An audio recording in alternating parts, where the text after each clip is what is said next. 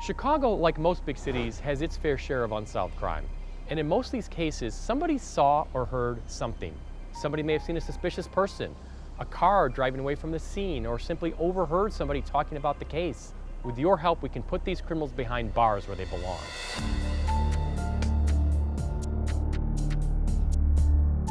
Here in Chicago, we have too many unsolved murders. We need your help.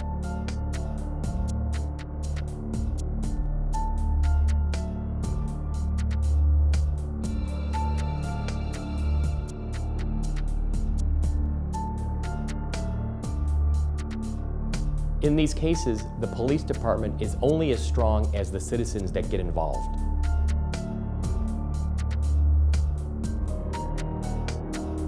Oftentimes, all the detectives need is a tip, a start.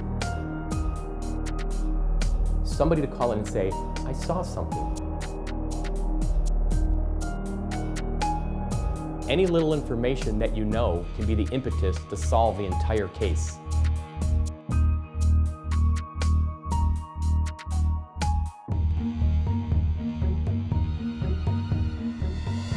On tonight's episode, we'll take a look at the case of Marissa Boyd Stingley. On June 25, 2013, Marissa Boyd Stingley, a young, charismatic young lady, was riding in a car with some friends. At a red light, an SUV pulled up, words were exchanged, and then suddenly someone started firing and striking everyone in the car. They all survived except Marissa. Here's her story. On March 27, 1994, I gave birth to an angel. Marissa Simone Boyd Stingley. She was the love of my life. She was sweet, just a sweet baby. Even as a little girl, she was outgoing, charismatic. She was very talkative. Bright, beautiful, the biggest smile you ever want to see. Light up any room. Always thought about everybody else.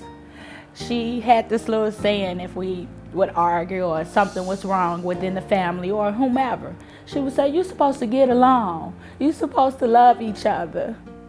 Marissa loved to dance, and I always told her, I said, you know, you should try and see if they'll let you on the dance team at your school.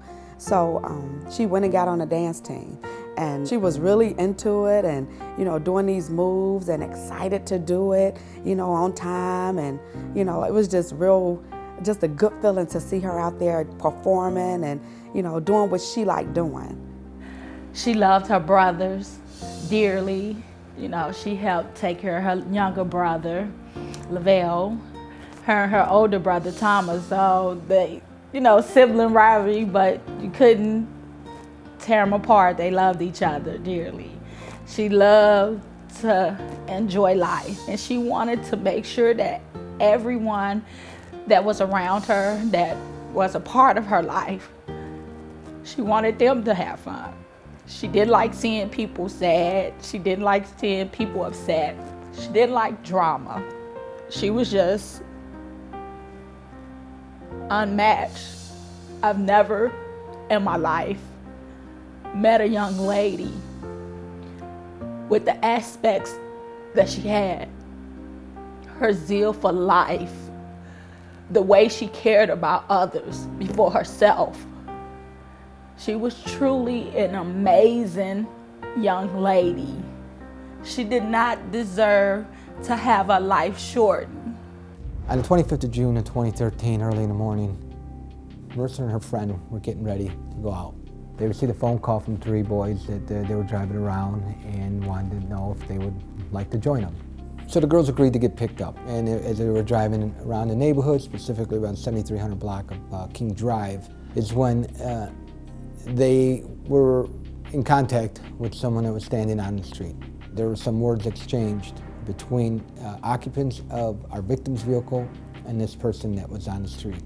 After our victim's vehicle drove off, a blue SUV, we believe is a Jeep, approached with the same individual in the car that they just had words with.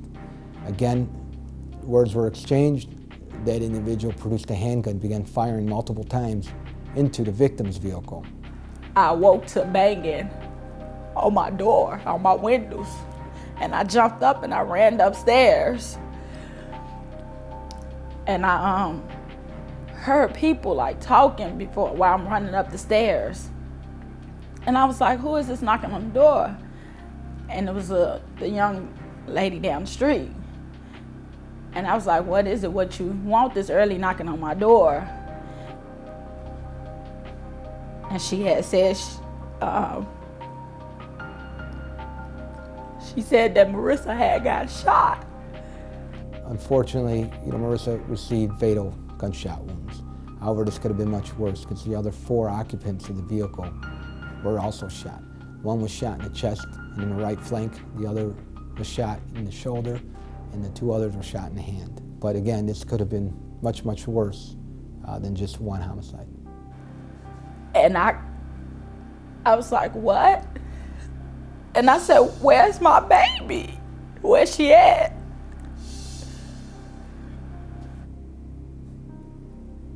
From then on, from that very moment, I died.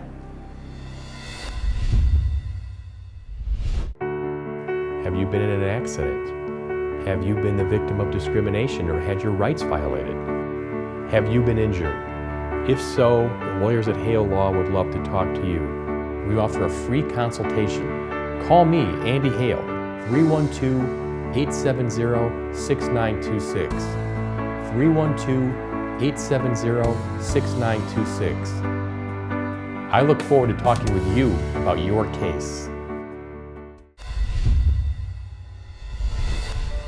On the 25th of June of 2013, our victim, along with her friend, were getting ready to go out and meet up with some friends, 3 boys. And when the boys came and picked them up, they were driving around. They came across an individual who was on the street. There were some words exchanged between the individual on the street and occupants in our victim's vehicle. After those words were exchanged, our victim's vehicle drove off. Shortly after, that same individual entered the vehicle and began to follow him. Caught up to him, more words were exchanged, and then he produced a handgun, firing multiple times into our victim's vehicle. When the officers arrived, they observed that our victim's vehicle had crashed into another parked vehicle. They observed all the doors of the victim's vehicle open. They immediately learned that there was 5 people shot. Unfortunately, we had 1 fatality, and that was later identified to be Marissa Boyd Stingley. And for the world of me, I can't understand. Like, I gotta get up and wake up every day now without my baby. My brother, her dad, takes it really hard. Some days he's strong. A lot of days he's really, really hurting and he's grieving. I just pray that no other mother will ever feel this way. There's not a word to describe bearing a child. I have to live a life where I wake up every day or not sleeping for days, not eating properly, watching my sons, not being able to talk to them about my daughter because it hurts. It hurts them so bad where they don't want to talk about it. So that night when this incident occurred, just like any other murder scene, we immediately ensure that the scene is secured. Any and all evidence is secured. We begin to canvass and begin to talk to the people out there and see what they heard or what they saw. We do know that the offender fired his weapon at least 4 times because there was 4 cases recovered, 9mm cases on the scene. We have developed evidence that has revealed a very viable suspect. However, 2 of the victims, who are also witnesses to this murder, aren't completely cooperating, and that's something that we need, and it's unfortunate. It's a barrier, and it's an obstacle that we too often come across. How could you say that my daughter was a friend of yours? How could you say that you looked this man in his face? They were talking to this man. How could you not help me? Who could do that? Who could live their life and know that they could, get a shooter or killer off the street and not give some type of information to capture this person or to get this person? She was someone who is loved, who is truly missed, whose family is devastated. Devastated. I just need help. I need somebody to help me. I'm begging, help me to get this person off the street. I don't want this person to continue to have the chance to affect the lives of others, to take people's children, to do anything. Because if he'll shoot a car where 5 people have no conscience about life, about anything, caring about anything, I don't want that type of person to walk the streets.